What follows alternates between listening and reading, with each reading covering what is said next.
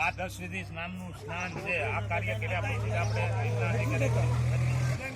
મમ સમસ્ત પાપ લોક પ્રાપ્ત્યાર્થ છે મનસો દ્રવ્યમ તે પાપમ હરમ મહાવિષ્ણુ પ્રિયતાન મમ. જમીન ઉપર મૂકી દો.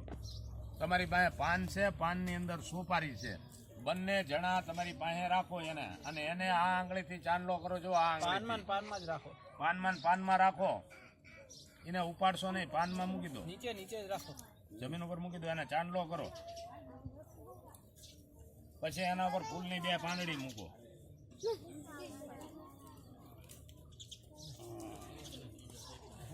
આ આંગળી જો હજી તમે ભૂલ કરો છો. આ આંગળી આ આંગળી દેવતા માટે છે, આ આંગળી પિતૃ માટે છે, આ જે મહેમાન માટે છે, બધું જુદું જુદું છે.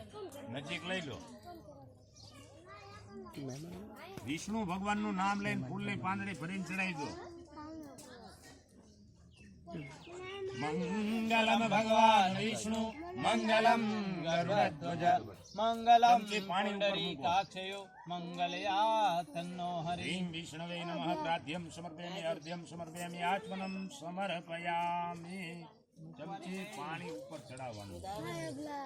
જો તમે શાંતિ, તમે બહુ ઘોટાળો કરો. શાંતિથી સાંભળજો. સમજાય તો બીજી વાર પૂછજો. હું બોલું એ તો સમજાય છે ને? હું બોલું એ સમજાય છે ને તમને? તો વાંધો નહીં. નકર એમ થતું હોય તો ફરીને પાણી ભરો તમે, અને ફરીને પાણીની 1 ચમચી તમે બીજા કોઈ નહીં આના ઉપર મૂકો. બસ લો. આવા ચોખા ભરેલા વાટકા છે, થાળીઓમાં જ લઈ લો. આમાંથી ચોખા લો.